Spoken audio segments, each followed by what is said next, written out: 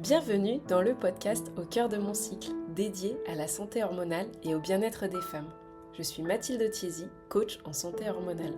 En 2017, suite à des lésions d'endométriose, j'ai perdu mon rein droit, un électrochoc qui m'a propulsée vers un chemin de transformation. Aujourd'hui, maman de 2 enfants, je me suis formée pour donner la parole aux femmes, les accompagner et leur rappeler à quel point elles sont puissantes.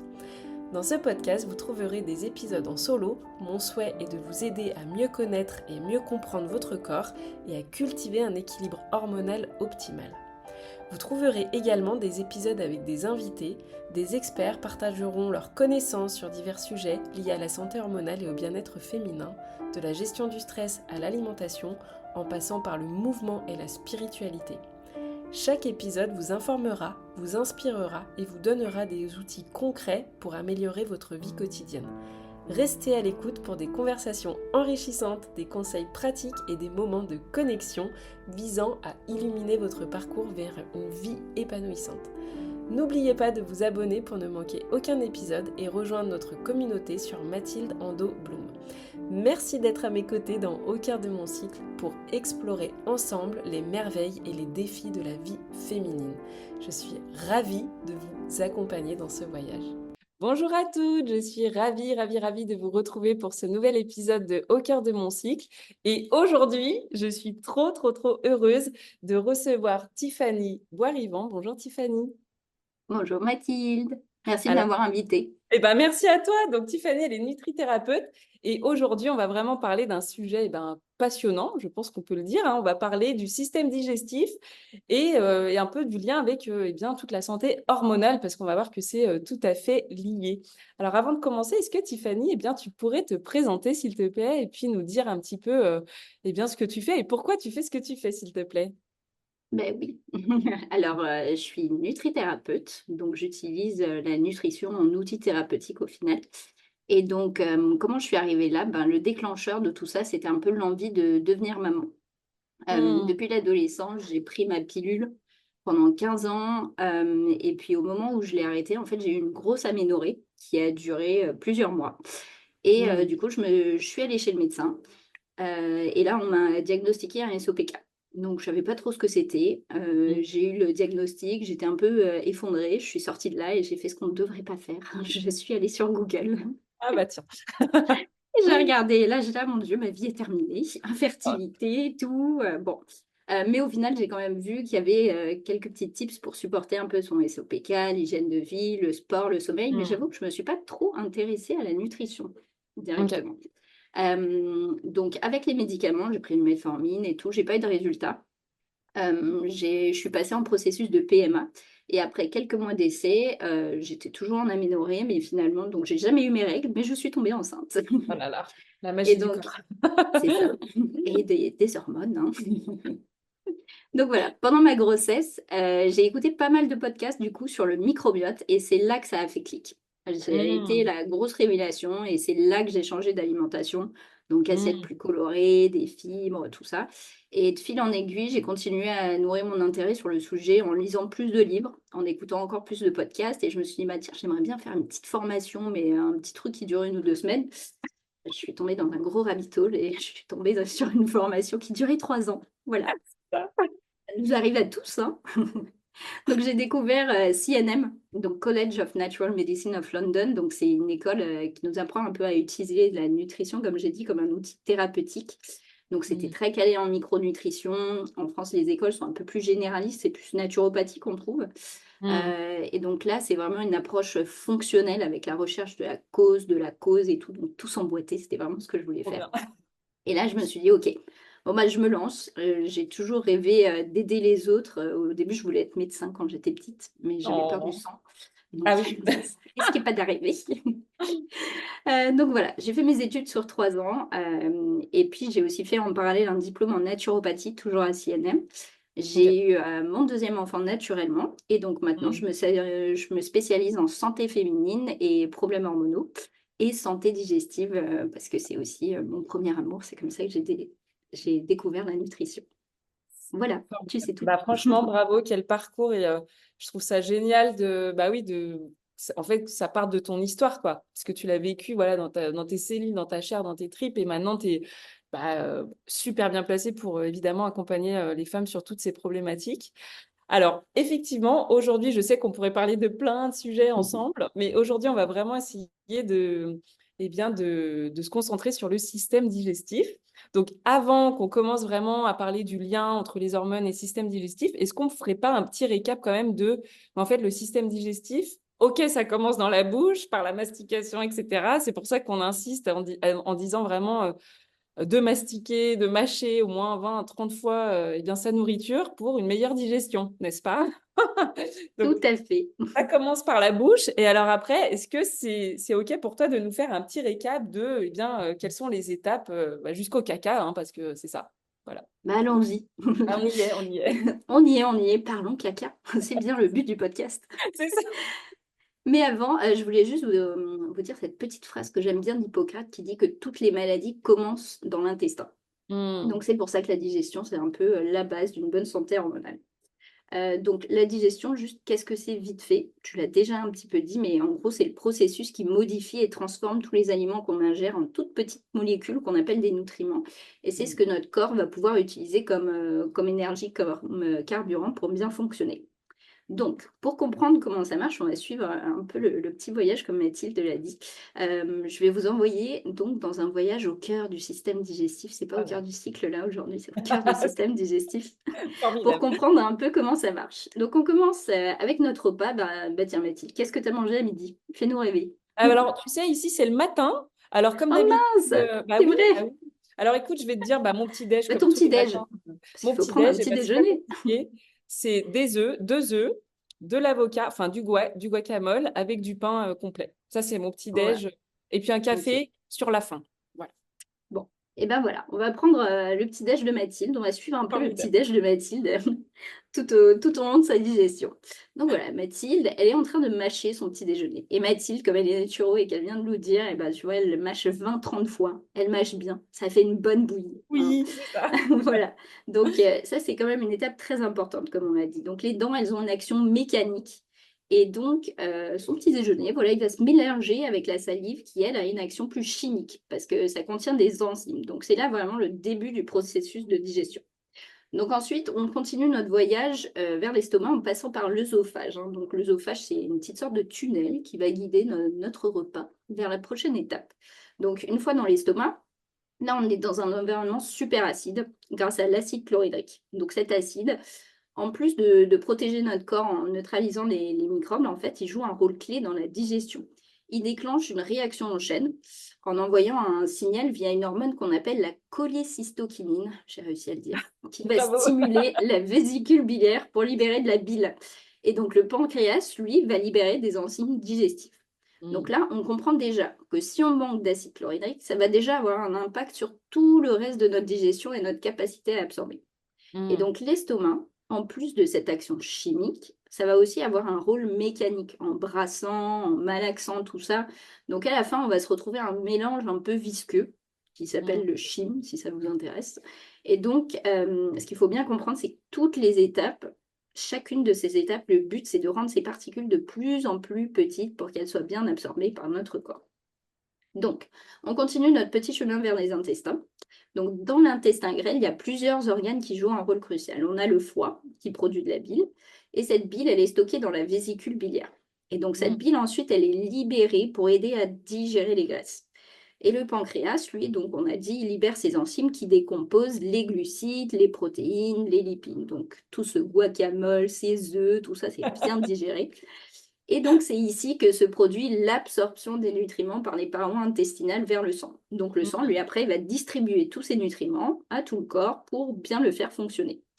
Et on arrive à la fin du voyage du repas de Mathilde.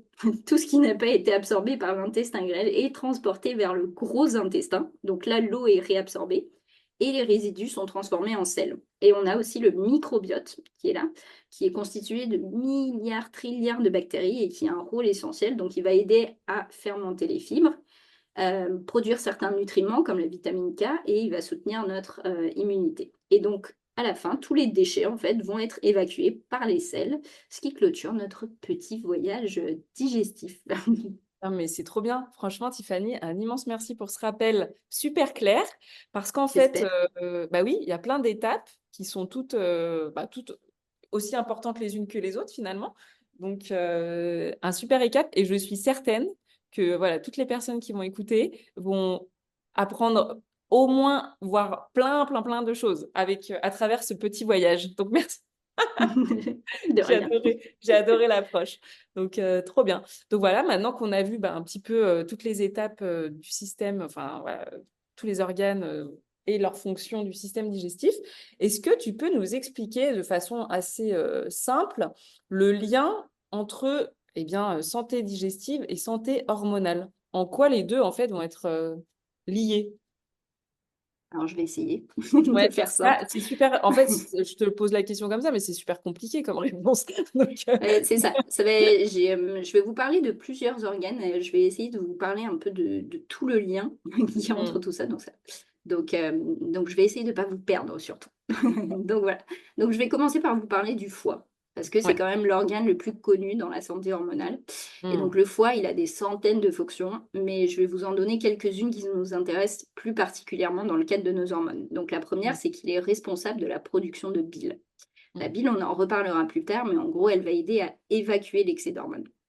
On a aussi la fabrique de cholestérol, qui est la matière première des hormones sexuelles. Donc oui, hmm. mesdames, il est important d'avoir du cholestérol. Du bon?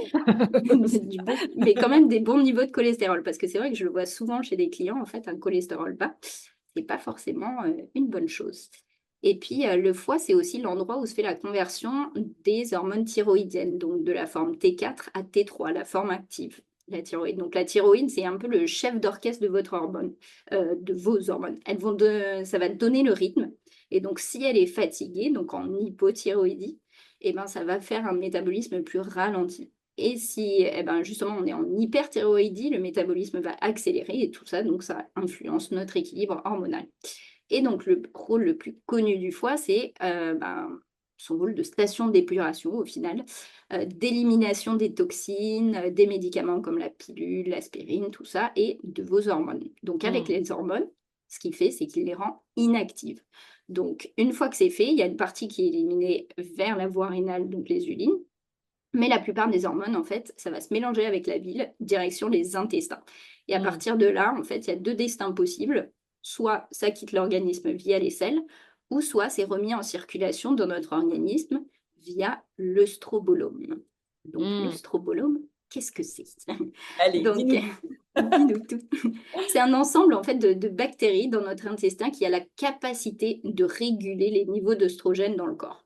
Donc comment? Eh ben, en fait, ça réactive l'œstrogène que le foie a désactivé pour les Hmm, remettre en circulation. Donc ça va influencer leur quantité dans notre circulation sanguine. Et c'est un processus normal, mais si on a un déséquilibre, eh ben, il est perturbé et ça peut entraîner des problèmes hormonaux comme un SPM, une endométriose. Et c'est important de regarder tout ça dans le cadre de ces symptômes ou pathologies. hmm. Je fais une petite parenthèse geek, au cas où, pour expliquer un terme plus général qu'on entend parfois, c'est aussi l'endobolome. Et on l'utilise Ah, parce qu'on sait maintenant qu'il y a d'autres hormones, comme les androgènes, via le testrobolome, qui sont métabolisés dans l'intestin. Et l'œstrobolome, ça ne se limite pas aux œstrogènes, ça hmm. influence aussi le métabolisme de la thyroïde. Et donc ce lien entre plusieurs hormones au niveau intestinal donne naissance à ce terme plus global, l'endobolome. Ok, Voilà. Et donc, super. on vient de voir qu'on a dans ces bactéries qui s'occupent de la régulation de l'œstrogène, on en a aussi plus généralement un qui est le microbiote, celui qu'on connaît tous. Donc le microbiote, on a dit avant, c'est un ensemble de micro-organismes, donc les bactéries, les virus, les champignons qui vivent dans notre corps, dans Hmm, l'intestin. Et donc ça joue un rôle crucial dans la digestion, l'immunité et nos hormones. Donc hmm, quand on a un déséquilibre entre des bonnes et des mauvaises bactéries, c'est une dysbiose. Et donc hmm, ça peut entraîner un déséquilibre de l'œstrobolone et ça peut aussi entraîner de l'inflammation et d'autres symptômes parce que ces bactéries, elles supportent aussi notre humeur, notre poids, notre niveau d'inflammation et nos hormones, encore une fois. Donc voilà. Est-ce que tu veux que j'aille plus en détail sur ce qui provoque un déséquilibre du microbiote ou c'est bon? Ah, bah écoute, pourquoi pas? Tu peux nous donner quelques pistes peut-être du pourquoi, mais c'est trop bien, franchement, merci, tu nous partages. C'est une masterclass ce podcast, franchement, c'est Bah, génial. en gros, je vous donne juste quelques petites pistes. Le stress, comme d'habitude, hein, parce que ça fait baisser vos sécrétions digestives, donc impact sur la digestion, la mauvaise alimentation industrielle, riche en sucre, riche en produits transformés, les infections orales, par exemple des Mm, gingivites, ce genre de choses, des médicaments, la pilule, les antibiotiques, l'oméprazole, les antiacides, tout ça, et tout simplement le fait d'avoir peu de sécrétions digestives, donc le manque mm, d'acide chlorhydrique, la bile, tout ça. Donc, tous ces déséquilibres, en fait, c'est la porte ouverte à une dysbiose qui peut se caractériser par un manque de bonnes bactéries ou mm, une prolifération de bactéries pathogènes comme des parasites, des champignons. Et donc, ces pathogènes vont se nourrir de nos nutriments et peu à peu mm. détruire la muqueuse intestinale. On me suit? On te suit, franchement, super, Ok. Et super. donc, la paroi intestinale, donc c'est dans l'intestin grêle, là où a lieu l'absorption.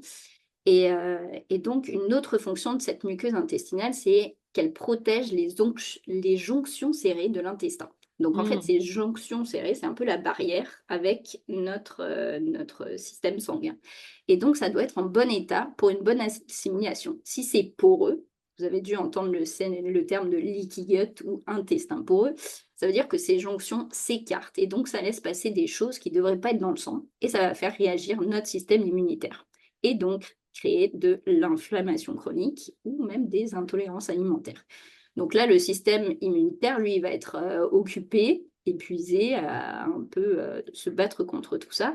Et il ne va pas être à même de lutter contre, par exemple, la prolifération de tissus de l'endomètre en dehors de l'utérus dans un cas d'endométriose. C'est mm. aussi un énorme consommateur de cholestérol. Donc là, quand les femmes ont un cholestérol bas, c'est une puce à l'oreille parce que du coup, ça consomme énormément de cholestérol et on en a de moins disponible pour les hormones. Et en parlant de cholestérol, on se souvient qu'il doit être éliminé par la bile. Donc ça y est, on va enfin parler de la bile et de la vésicule biliaire. Donc on a tendance à l'oublier, mais je vois beaucoup de gens en consultation qui ont des problèmes liés à la vésicule biliaire et ça a un Mm. gros impact sur les hormones et donc je vous explique pourquoi. Trop bien.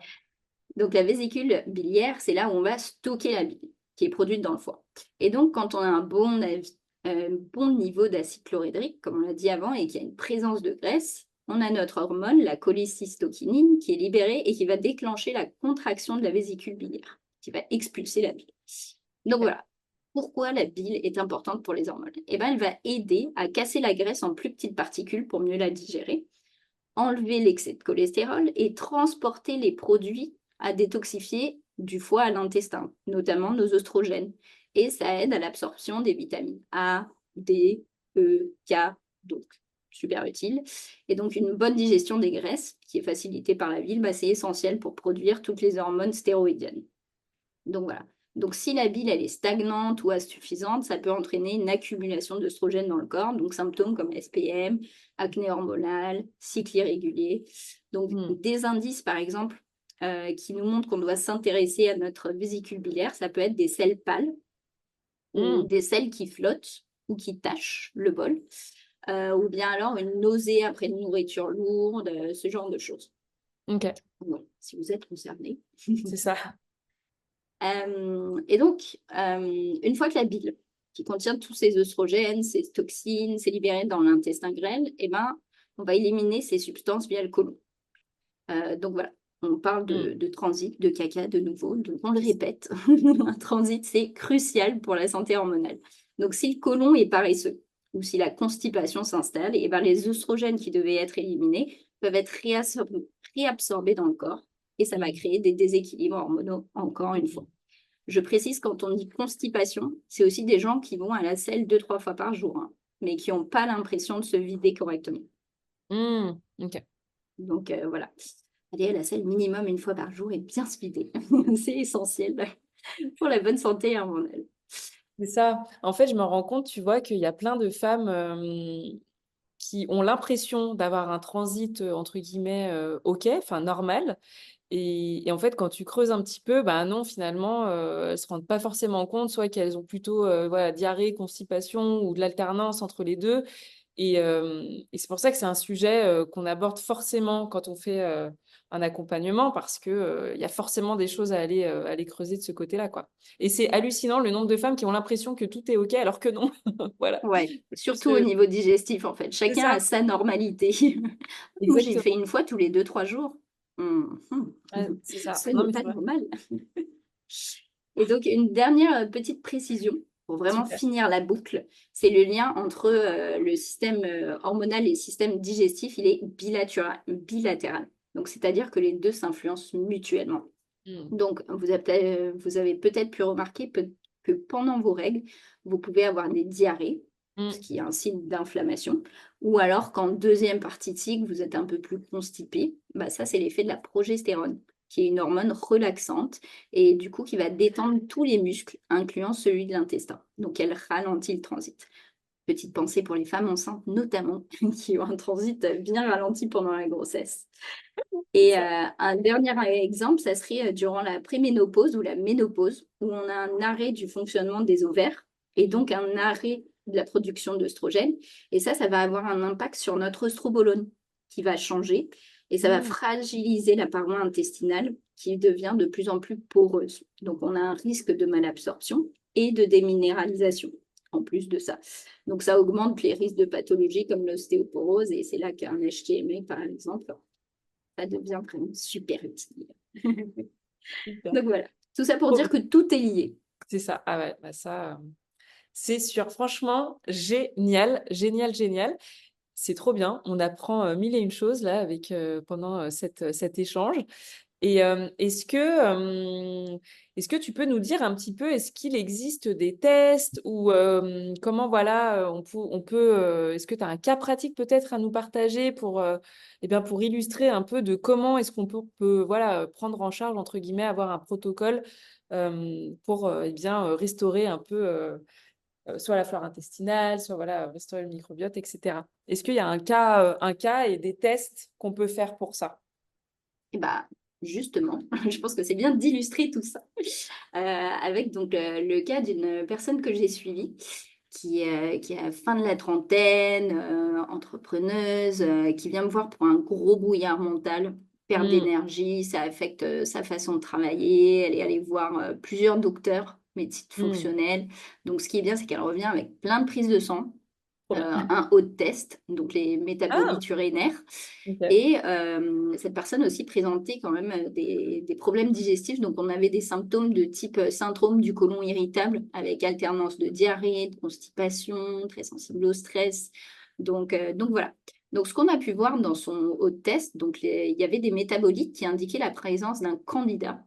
Il n'y Mmh. avait pas de signes comme une mycose ou une langue blanche, ce genre de choses et on voyait aussi qu'il y avait une mauvaise assimilation des nutriments parce qu'il y avait plein de nutriments qui étaient bas, comme la B12, Mmh. la B9, le fer en perfusion, alors que cette personne prenait plein de compléments alimentaires Ah oui, et d'accord. mangeait de la viande rouge, 4-5 fois par semaine.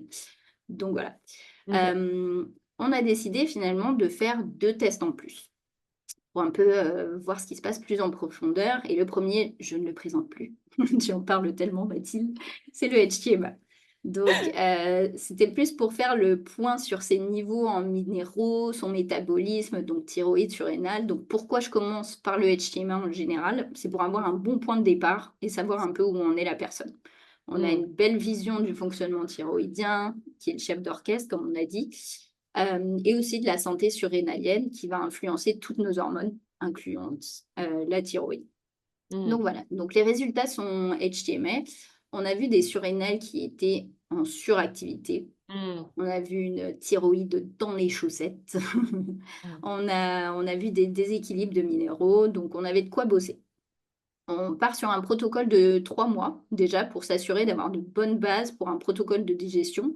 Donc on OK. a inclus un travail sur l'hygiène de vie, le sommeil, l'alimentation, régulation du stress, tout ça.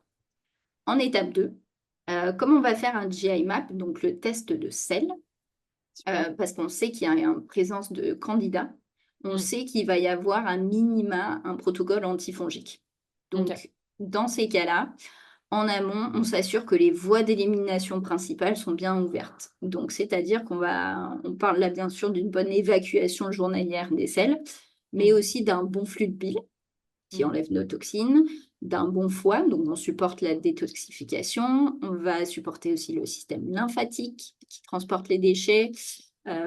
Cette personne était en Thaïlande, donc en fait, elle a été bien exposée à la chaleur et suait Ouais. beaucoup, donc ça nous a bien arrangé dans le protocole. Parfait. Donc voilà. Et en parallèle, on a fait notre fameux test de sel, le GI-MAP. Ok. Donc, pourquoi on fait un GI-MAP alors qu'on sait qu'il y a un candidat? Déjà, on se dit, mais c'est bon, on sait déjà qu'il y a un déséquilibre. Ben, en fait, la présence du candidat, c'est un peu l'arbre qui cache la forêt. Mhm. Il y a sûrement autre chose. Et il faut savoir que ce qui a permis au candidat de s'installer, c'est que c'était un terrain qui est défavorable. Donc, c'est pour ça qu'on va essayer de voir ce qui a créé ce climat défavorable Mhm. pour traiter le candidat. D'où l'importance d'un GIMAP pour comprendre tout ça. Donc, qu'est-ce qu'on a trouvé dans ce GIMAP? Eh ben, un manque d'enzymes digestives, donc une Mhm. capacité digestive plutôt faible, une dysbiose bien sûr, donc il y avait très peu de bonnes bactéries, les lactobacillus, les bifidobacteria, on avait des bactéries qui étaient potentiellement pathogènes et on a trouvé quelque chose d'intéressant, un parasite, le blastocystis hominis. Oh, wow. Donc, ce petit parasite, il est intéressant. Pourquoi? Parce qu'il n'est pas forcément mauvais, en fait. Comme Ok. d'habitude, rien ne peut être facile. Donc, dépendamment de l'environnement, en fait, il peut stimuler la production de mucus dans l'intestin et donc améliorer la santé intestinale. Ou alors, il peut être mauvais et contribuer à un syndrome de l'intestin irritable, donc à une dysbiose qui va Mhm. augmenter l'inflammation et participer à la dégradation de la muqueuse intestinale et augmenter la perméabilité intestinale. Donc là, encore une fois, d'où l'intérêt d'avoir un test de sel, parce que si on a juste ce résultat et qu'on ne connaît pas le contexte, on se dit, ah bah, c'est mauvais, on enlève. Pas forcément. Là, dans ce contexte-là, en tout cas, on est parti sur un protocole antifongique et antiparasitaire, parce que là, c'était Ok. lié quand même à ces symptômes. Et on a fait ça pendant 6 semaines, donc différents agents antimicrobiens, des probiotiques, on a continué à supporter la digestion en parallèle. Et donc, à la fin du protocole, objectif atteint.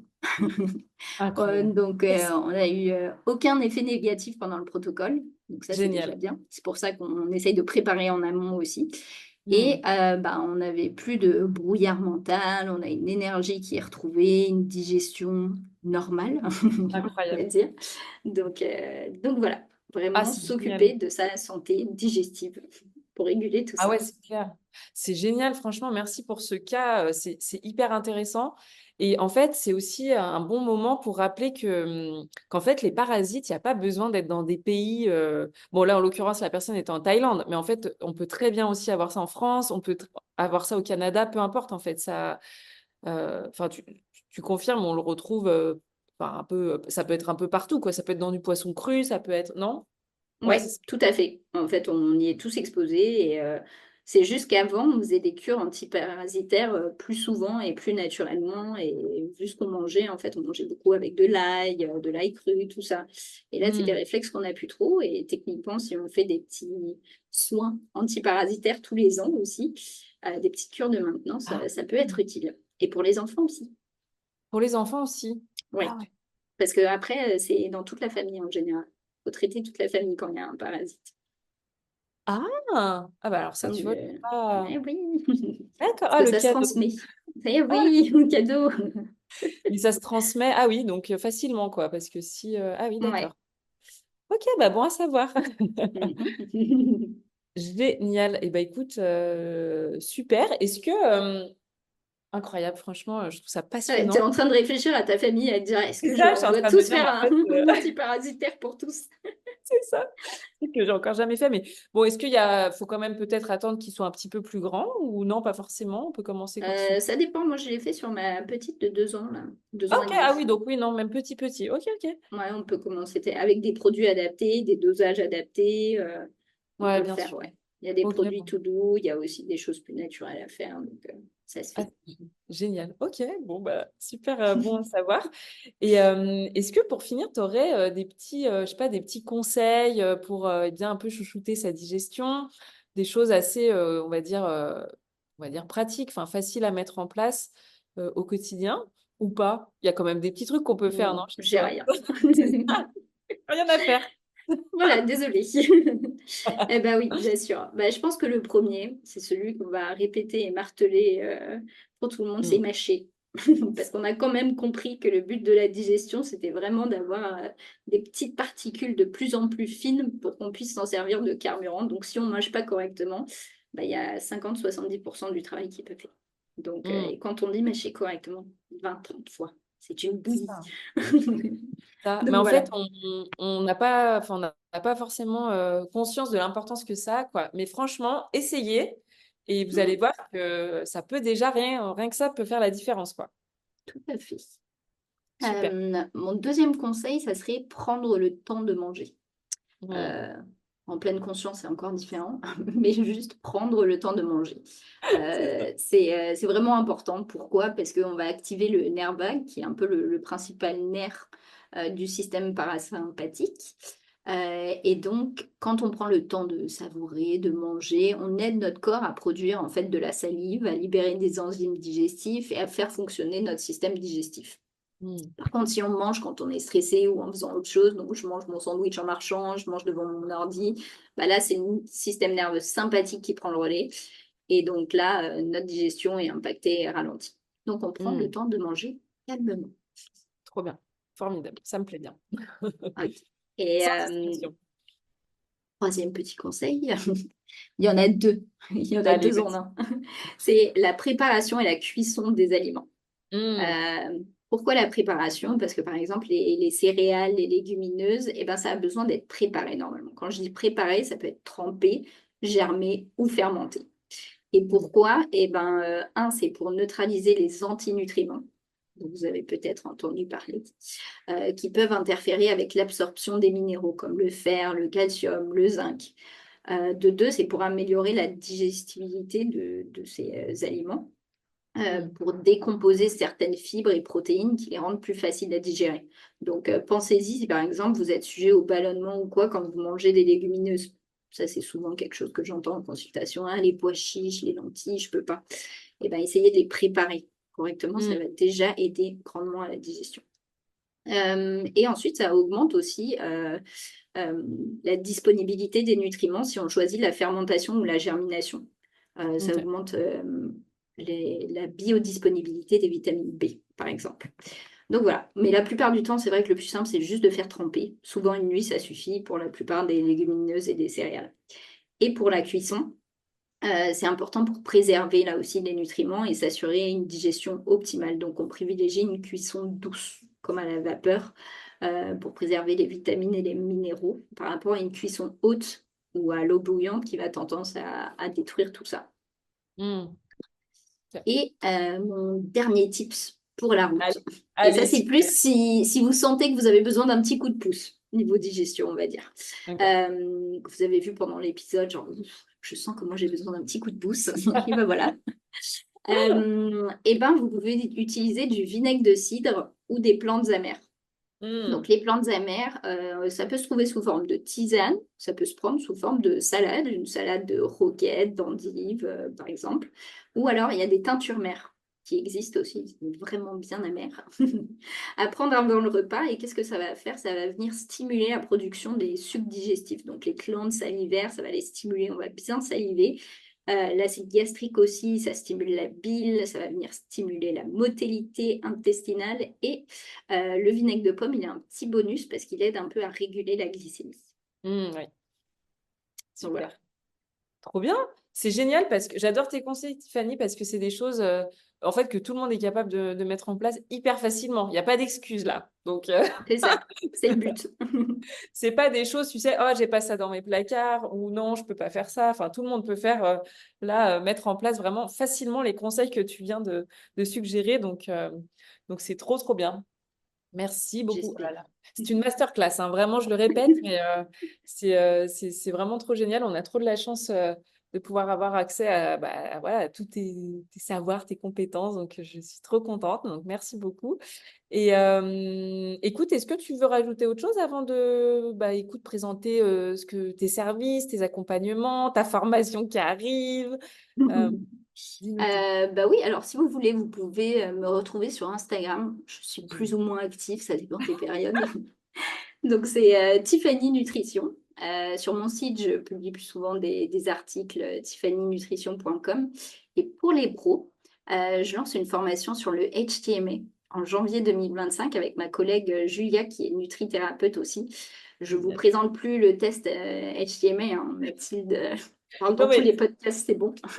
j'en parle pas dans tous les podcasts. J'ai fait un podcast dédié à ce sujet pour un peu, on va dire, présenter les bases. Mais c'est vrai que j'essaye. En fait, c'est aussi mon test un peu chouchou, quoi. Je le trouve Bah trop oui, c'est génial. normal. C'est le test parfait. C'est ça, le test qui. Comment vivre sans? C'est un test capillaire, hein. En fait, c'est hyper facile et puis ça donne une mine d'informations. Donc, c'est une très, très, très bonne base. Et je dirais que même, enfin, ça peut être la base pour commencer un peu voir tout ce qui se passe au niveau du corps. Donc oui, c'est génial et je suis hyper heureuse que Julia et Tiffany lancent une formation. Alors, vas-y, dis-nous en plus, dis-nous tout là par rapport aux pros. Bah, c'est la formation, donc c'est la première formation en français parce que qu'on a voulu lancer parce qu'il n'y a que des formations en anglais. Et Oui, donc c'est une formation sur 4 semaines, donc à raison d'un live de 2 heures toutes les semaines. Il y a un replay bien sûr si vous ne pouvez pas être là. Et donc il y aura beaucoup de cas pratiques, il y a bien sûr de la théorie, il y aura des petits handouts, du matériel pour vous aider. Et donc à la fin de ces 4 semaines, le but c'est d'être capable de bien interpréter le HMA et de pouvoir aider vos clients grâce à ça. Et donc, trop on a bien. un petit webinaire d'information le 12 novembre à 20 heures. Donc, n'hésitez pas à vous inscrire sur mon site web. Vous pourrez poser vos questions. Génial. Trop bien, trop bien, trop bien. Et toi, par rapport donc au service que tu proposes, est-ce que tu peux nous en dire plus? Ouais, ben, je fais des accompagnements individuels. Donc, je propose minimum 2 rendez-vous. Hmm. Parce que c'est vraiment le minimum pour essayer d'arriver à quelque chose. Et j'ai un suivi plus long sur 6 mois. Bon, c'est plus ou moins 6 mois, ça dépend des gens, où on a 5 consultations ensemble, où on prend plus le temps d'aller plus en profondeur. Donc Trop voilà. bien. Donc voilà, donc pour toutes les problématiques un peu voilà, hein, qui touchent au niveau des hormones, au niveau de la digestion, même au niveau de tout ce que vous voulez par rapport à votre santé, je ne peux que vous recommander Tiffany. Allez-y, quoi. En Merci. tout cas, vraiment un immense merci. Là, je suis hyper heureuse que tu aies accepté d'échanger avec nous. Je mettrai évidemment en lien dans la description de ce podcast tous tes liens, où te retrouver sur Instagram, ton site web, le lien pour le webinaire, la formation, etc., pour qu'on puisse te retrouver très facilement. Et vraiment un immense, immense merci, Tiffany. Je suis trop contente. Merci à toi, Mathilde. Et Bye puis, bye. écoute, à très bientôt. Prends bien soin de toi et merci encore. Salut! Cet épisode est fini. Merci infiniment d'avoir rejoint cette aventure au cœur de la santé hormonale et du bien-être féminin. Ensemble, nous avons exploré les mystères et les défis de la vie féminine en mettant en lumière le pouvoir et la résilience qui résident en chacune d'entre nous. Je vous encourage à continuer à cultiver cet équilibre hormonal optimal, à écouter votre corps et à prendre soin de vous avec compassion et bienveillance. Rappelez-vous toujours que vous êtes votre meilleur allié dans ce voyage. N'hésitez pas à partager cet épisode à une femme qui pourrait être intéressée. Continuez à vous connecter avec notre communauté sur Mathilde Ando Bloom où vous trouverez des ressources supplémentaires, du soutien et des encouragements pour votre cheminement personnel. Je suis vraiment honorée de faire partie de votre parcours et reconnaissante de la confiance que vous m'avez accordée en me permettant de vous accompagner dans cette quête de santé et d'autonomie. À bientôt pour de nouveaux épisodes où nous continuerons à explorer ensemble les merveilles de la vie féminine.